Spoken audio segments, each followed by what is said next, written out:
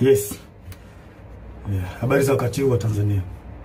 Kwa majina naitwa Captain Tesha, afisa kutoka Jeshi la Wananchi wa Tanzania katika kikosi cha Saki, kwa maana kwamba ni shule ya anga ya kijeshi.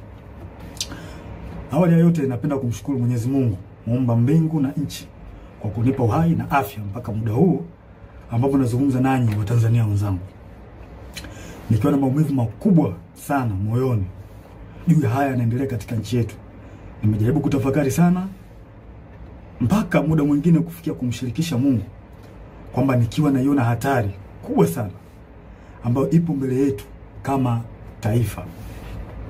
Haikuwa rahisi hata kidogo kwangu mpaka leo hii Watanzania kuniona nikiwa mbele yenu naongea haya mambo. Haikuwa rahisi kwa sababu nazijua taratibu zetu za kijeshi jinsi zilivyokuwa ngumu, hasa kwa mambo kama haya.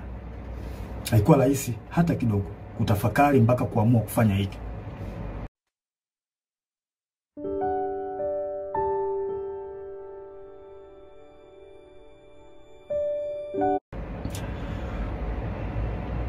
Kwa maana hiyo sasa, nikiwa naifahamu hatari hiyo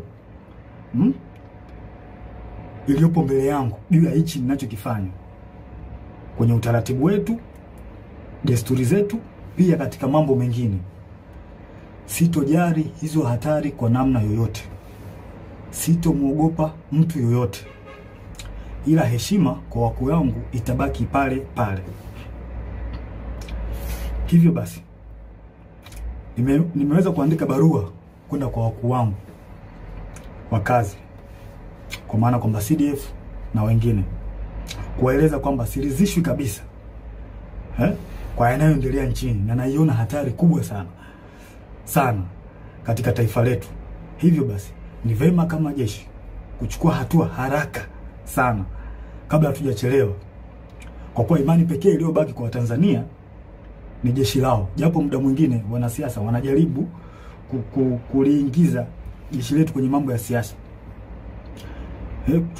kulitumia ili uweze kufanikisha mambo yao, lakini tumebaki kuwa imara na bado tunaendelea kuaminika na Watanzania. Hivyo basi, kwa kuona hilo na kuona hali ambayo ipo kwa sasa, sehemu pekee na imani pekee ya Watanzania ni kwenye jeshi lao. Hivyo na shauri jeshi letu liweze kuchukua nchi haraka sana na kuweza kuweka mambo sawa kuliko kuendelea kulazimisha kwenda mbele, hasa katika hili swala la uchaguzi. Baada ya kufanya hivyo, liweze kuwasikiliza wananchi kwenye taarifa, kwa maana kwamba taarifa mbalimbali kutoka kwa wananchi ziweze kuwasikiliza na maoni yao. Wanasiasa wazalendo waweze kusikilizwa nao, wenye uchungu na taifa hili wapo, wanajulikana. Mfano kuna huyu mzee wetu mzuri kabisa, huyu Warioba, mzee mzuri sana na sijui kwa nini wanampuuza. Kuna huyu Humphrey Polepole, kuna mzee Butiku, kuna majaji wazuri, mfano huyu Jaji Robert Makaramba na wengine wengi. Pia viongozi wa dini, makundi ya haki za binadamu, viongozi wa stafu wazalendo, kwa sababu kuna viongozi wa stafu wengine sio wazalendo. Wanaharakati wazalendo wanaoisaidia taifa kwa kuibua mambo mbalimbali, mfano mambo ya ufisadi, matumizi mabaya na madaraka, na kuibua mambo mengine ambayo yanaisaidia jamii kwa namna moja au nyingine kuweza kutatua kero mbalimbali za kijamii. Kama sasa tukipuuzia hili, basi tusije kuepuka lawama pindi mambo yatapokuwa mabaya. Yaani tusije kuepuka lawama kabisa kama tukipuuzia kufanya hivyo. Sasa nilikuwa naomba, kabla hatujaendelea mbele zaidi, nilikuwa naomba kuna jambo moja tujaribu kuliangalia hapa. I think inaweza kutupa mwanga mzuri kwa mambo mengine ambayo nitakayoelezea hapo mbele. Kuna kitu kimoja kinaitwa deep state. Deep state. Nitaenda direct. Deep state ni kundi la watu wenye ushawishi mkubwa ndani ya serikali au taasisi za dola, ambazo wanafanya maamuzi za kushinikiza sera kwa siri bila kushirikisha au kutegemea ridhaa ya umma au viongozi walio madarakani kihalali. Mara nyingi kundi hili linaaminika kuwa linaendelea kushika madaraka hata serikali inavyobadili kupitia uchaguzi wa kidemokrasia. In short ni serikali ndani ya serikali, au kwa jina lingine unaweza kuita remote controller.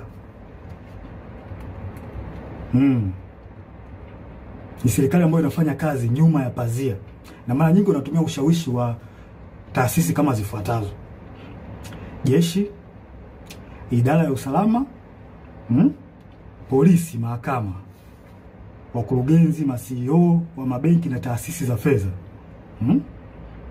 viongozi wakubwa wa kibiashara na matajiri wakubwa, media, mfano TV, redio na magazeti,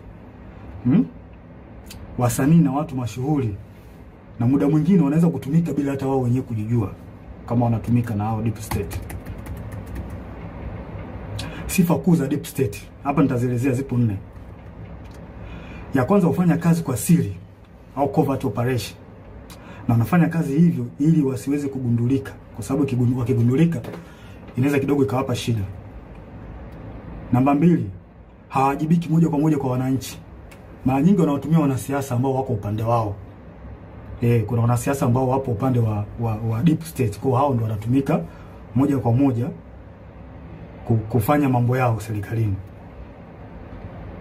Hutumia taarifa za siri, propaganda au vitisho kudhibiti hali.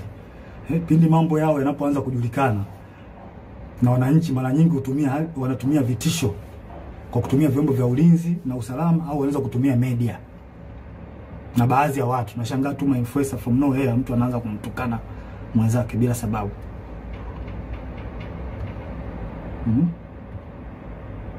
Na wanaweza kumpinga au kumuondoa kiongozi aliyechaguliwa kama hawakubaliani naye. Mfano, wananchi labda wamemchagua kiongozi fulani ambao wao wamempenda, wameona kabisa huyu kiongozi ataenda kutusaidia kutukomboa katika nchi yetu au katika jamii yetu. Sasa kama huyo kiongozi ataenda tofauti na matakwa ya hao deep state, watafanya kila hila aidha kumuondoa kwenye madaraka yake au kumdhuru afya yake, ikiwezekana kabisa kumuua. Kuvimba, gesi, kosa hamu ya kula, hizo ni ishara za onyo kutoka katika ini lako. Usipuuze, kwani sasa zifuatazo ni dalili ambazo zinaweza kuonyesha kwamba katika nchi yako kuna deep state.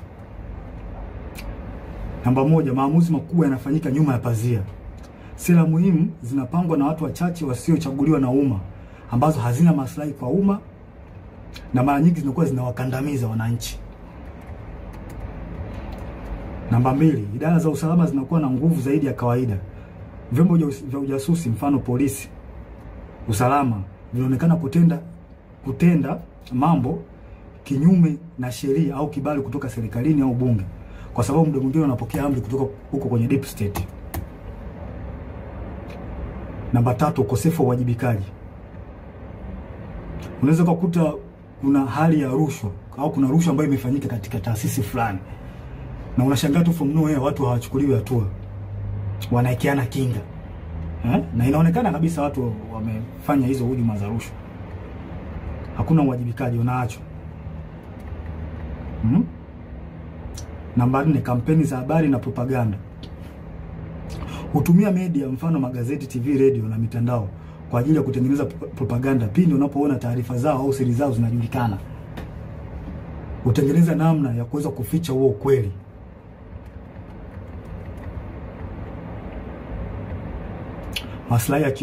Namba 5, maslahi ya kiuchumi na kiusalama.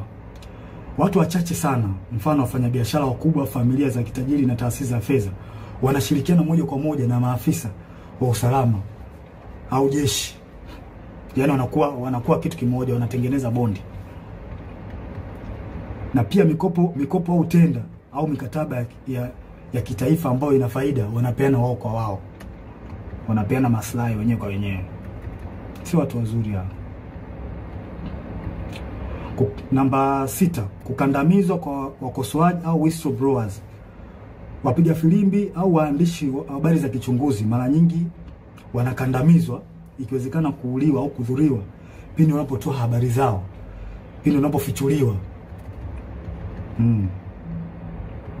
Na vyombo vya habari muda mwingine vinavyofanya hivyo, mara nyingi wanachukuliwa hatua. Hivyo vyombo vya habari vinachukuliwa hatua na hao watu kwa sababu wana mkono mrefu.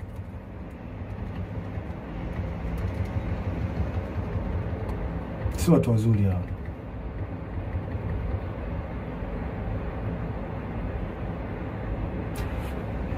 Huendeleza maslahi hata kama ni kinyume na matakwa ya umma au sheria.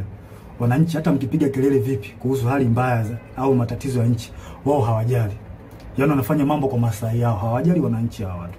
Hawajali kabisa. Wanafanya mambo kwa faida zao wenyewe. Sasa kwa namna hiyo mnaweza mkapata clear picture kuhusiana na hili jambo la deep state. Kwa mnaweza mkafanya comparison, mnaweza mkaangalia hali halisi na kinachotokea nchini kwetu. Je, hiko kitu kweli ni kipo?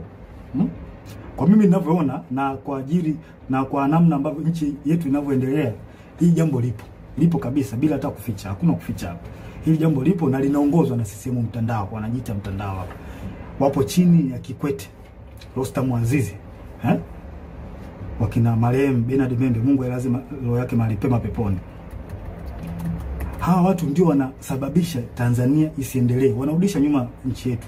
Na vile vile waliweza walimhujumu sana Dr. marehemu John Pombe Joseph Magufuli. Yeye mwenyewe alisema kuna watu wanamhujumu, na Kikwete mmoja wapo. Alisema Magufuli bila ubishi. Hawa watu wa Tanzania wanatakiwa mwajue kwamba hawa watu hawana nia njema ya taifa hili. Hawana nia njema kabisa. Hawa ndio wanasababisha maendeleo yasipatikane kwenye taifa letu na usalama usipatikane kwenye taifa letu. Pindi nchi inapotaka kujikwamua iende sehemu moja kwenda sehemu nyingine, hawa wanatengeneza vipingamizi. Wanazuia. Kwa manufaa yao binafsi.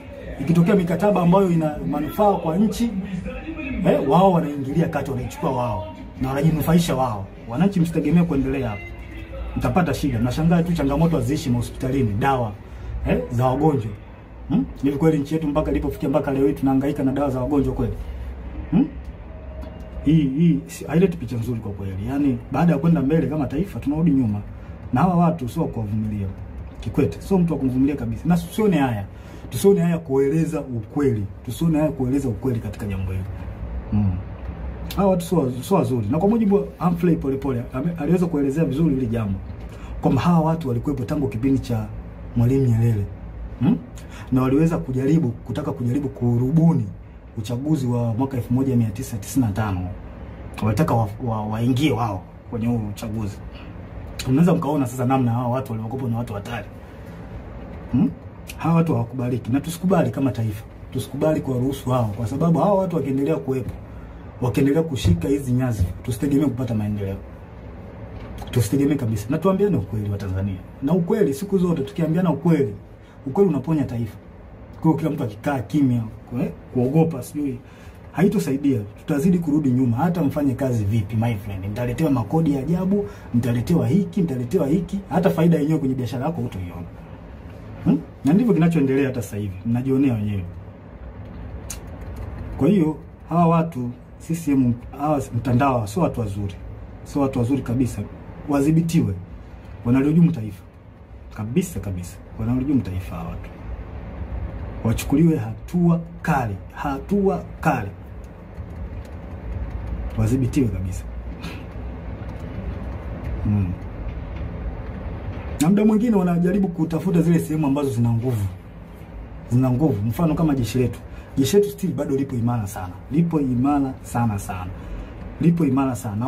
Wao wenyewe wanaona hii ni sehemu pekee ambayo wanaweza wakajifichia au wakapita huko kurahisisha mambo yao. Mfano mambo ya uchaguzi. Wanajua kwamba wakitumia jeshi wanaweza wakapitisha mambo yao. Na hili swala sio zuri. Na mimi ningependa nimshauri afande Sidif awe makini sana hawa watu. Hapo. Asipokuwa makini nao tutalipoteza hili taifa. Watanzania hawatakuwa na sehemu nyingine ya kulilia. Sehemu pekee iliyobaki sasa hivi ni kwenye jeshi. Jeshi ndio ambayo iko strong mpaka muda huu. Hizo sehemu nyingine, sijui mahakama, polisi, tayari Watanzania hawaziamini. Na huo ndio ukweli. Tusifiche mambo hapa. Huo ndio ukweli. Tusifiche mambo. Hebu afande CDF, naomba tuangalie kitu kimoja. Na wenzangu mnaweza tunaweza mkapata tafakari kidogo hapa. Tunajua katika jeshi letu kuna watu wa aina mbalimbali. Wako wengi sana. Kuna waumini wa Askofu Gwajima. Kuna watu ambao pia walikuwa wanampenda Magufuli. kuna watu ambao pia ni waumini wa Roman Catholic. Na ambao pia wamesikitishwa sana na kupigwa kwa huyu padri wao Father Kitime. Kuna watu pia ambao ni watu ambao wanapenda haki. Wanachukizwa tu na mambo ambayo yanaendelea nchini. Wapo kwenye jeshi letu. Wapo watu wengi wazuri, wapo. Pia tuna watu ambao ni kabila la Kimasai ambao pia wameumizwa sana na swala ambalo linaendelea huko kwa ndugu zao, ikiwemo na wao wenyewe kuondolewa kwenye hii Ngorongoro na Loliondo, kufukuzwa. Wapo kwa jeshi letu wa Masai, wapo. Wapo wengi sana. Pia kuna askari ambao ni ndugu, jamaa na marafiki na watu ambao waliotekwa na kuuawa. Wapo ambao wana ndugu au na urafiki. Wapo. Unataka muonekano wa kusimama vizuri na kujiamini kila wakati. Posture corrector hukaa vizuri mwilini na hufanya Wapo wengi. Sasa hebu tutafakari kitu kimoja. Sasa kama hawa watu hapo na kwa namna moja au nyingine wameumizwa na haya ambao au wameathirika kwa namna moja ama nyingine na baadhi ya matendo ya serikali. Kwa mfano kama kupigwa kwa Father Kitime, au Katoliki ambao ni askari watajisikiaje? Kufungiwa kwa kanisa kwa la Askofu Gwajima, au waumini ambao ni askari kwenye jeshi letu watajisikiaje? Au wa Masai, maafisa na askari ambao ni wa Masai wamefukuzwa Ngorongoro huko ndugu zao, au ongezekana wao wenyewe watajisikiaje? Au askari na maafisa ambao ni wapenda haki, wanapenda tu kuona kwamba nchi inaenda katika misingi ya haki, wakiona haya yanayoendelea nchini watajisikiaje? Sasa vipi sasa ikionekana kwamba hao wanasiasa wanajaribu kulazimisha jeshi litumike kuwanufaisha wao, hasa chama tawala? Hawa watu hawa watajisikiaje? Watahisi vipi? Wakati chama tawala hicho ambacho kimeshika dola ndicho kilichowaumiza, kilicholeta machungu, kufungiwa kanisa, kufukuzwa kwa Masai Ngorongoro, wa Katoliki kwa Father Kitime kupigwa. Unadhania watajisikiaje watu? Sijui mnanielewa? Kwa hiyo tujiepushe sana Afande CDF, na kuomba mkuu wangu, tujiepushe sana kukubali au kukubaliana na hawa wanasiasa kujaribu kuweka mambo yao kisiasa, kututumia sisi kupitisha mambo yao kisiasa, kutengeneza fia kwa Watanzania. Tusiruhusu watu wafanye hivyo. Tutaligawa jeshi. Hao wanajeshi hao waliofanywa haya yote nilioeleza, wana maumivu, tunajua wana maumivu makubwa kiasi gani? Wanajisikiaje kwa ambayo yanafanyika? Hao waliotendewa ndugu zao,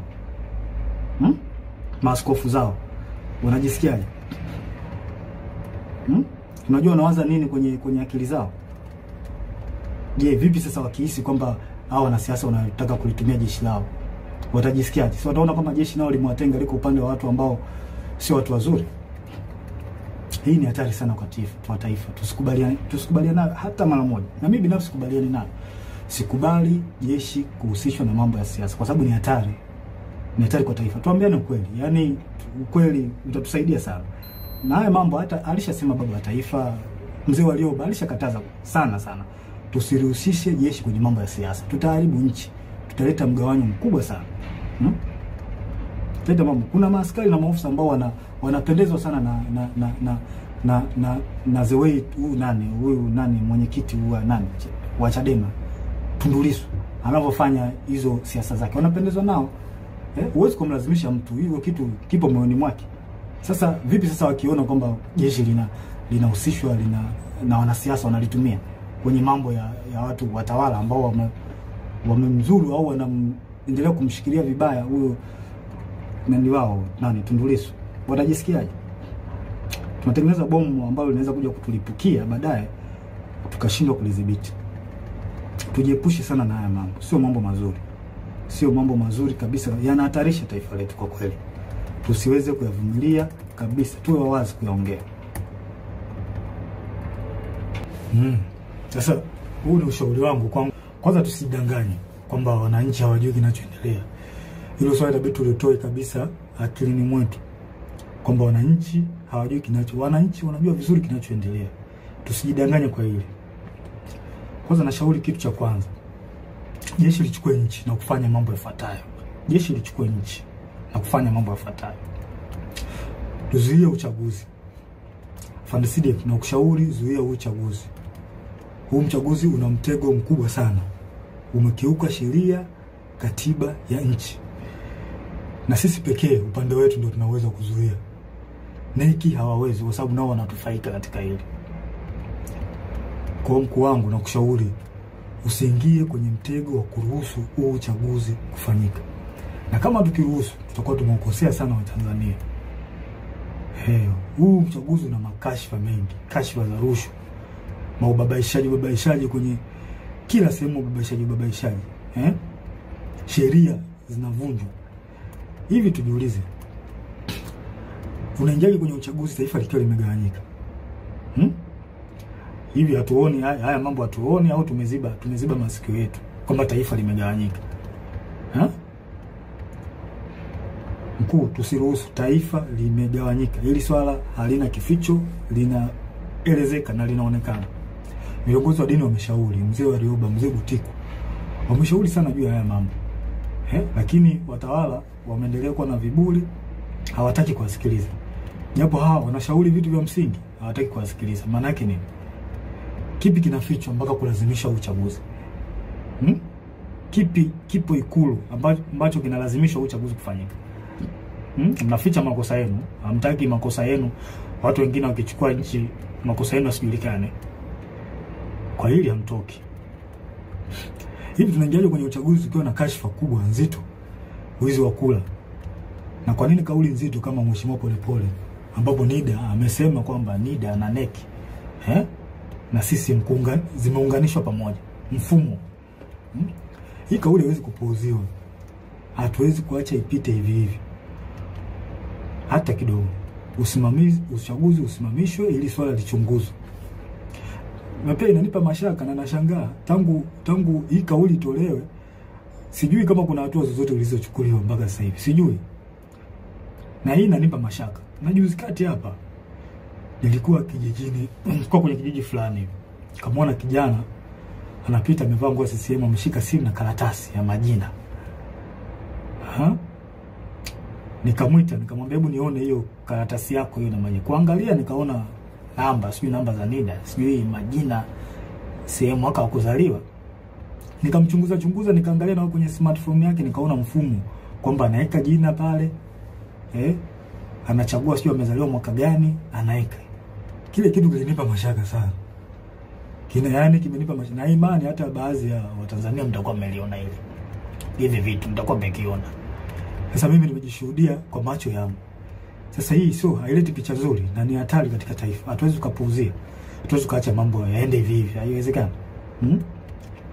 Tunaendaje kwenye uchaguzi ukiwa kwenye kiongozi wa chama cha upinzani amewekwa ndani? Tena kwa hila. Sasa kama tumekubali demokrasi, kwa nini tusikubali kuishi nayo? Na uzuri wake ni ipo kwenye katiba. Demokrasi imeruhusiwa mfumo vyama vingi, imeruhusiwa kwenye katiba. Kwa nini tunakataa au hatutaki au tunatengeneza mazingira kutokubaliana nayo, kwenda nayo? Mtoeni huyo mtu. Hao wenye chama chao wanataka wamtoke, huyo mtu atolewe au haki itendeke. Tusifanye mambo kioleo. Tunalipoteza hili taifa. Tukiendelea kukaa kimya hili taifa litapotea. Na mimi sipo tayari kwa hilo. Sipo tayari kabisa. Sasa tunaendaje kwenye uchaguzi tukiwa na malalamiko ya tume huru ya uchaguzi? Na hiki ndio kiburi ambacho CCM wanapata. Kwa sababu wanaona wanaweza kuimiliki hii tume huru. Mzee wa Rioba alishauri, mimi sio wa kwanza. Mzee wa Rioba alishauri watu mbalimbali wa haki za binadamu na wazalendo kweli hawa watu walishauri walishauri kwamba hii tume huru ya uchaguzi jaribu kurekebisha baadhi ya mambo. Wao hawataki, wanalazimisha tu mambo kwenda hivi hivi. Kwa nini wanalazimisha? Wanaficha nini? Kwa nini wanalazimisha? Kama chama tawala kinajiamini kimefanya maendeleo, iwapi hao tume huru ya uchaguzi? Wananchi si wanaona kwamba chama hiki kimefanya maendeleo? Watakipa tu kula. Watakipa kula kuliko kuhangaisha haki za watu hapa. Tunamkosea Mungu. Tunamkosea Mungu na hii ni hatari katika taifa. Haiwezi kuvumilika hata kidogo. Haya, tunaingiaje kwenye uchaguzi kwa kuna tuhuma za rushwa ndani ya chama, iko chama tawala CCM? na nje. Kwa nini tunakuwa na upuuzwaji wa kufuatilia mambo ya rushwa ambazo zinaweza kuhujumu uchaguzi na kupata kiongozi ambaye hastahili? Kwa nini? Hawa watu nini? Hawa wanaita watu wa kupambana na rushwa, PPCB. Mnafanya kazi gani? Kwa nini hamchunguzi? Kuna viongozi kuna tuhuma za viongozi wa watu walitoka Chadema kwenda sio chama gani, chama cha nini, cha umma. Kuna tuhuma hapo kwamba hawa watu, kuna tuhuma za rushwa, walienda huko ili kwenda kuhalalisha uchaguzi. Vipi mnazichunguza hizo tuhuma? Au mnaacha mambo yaende?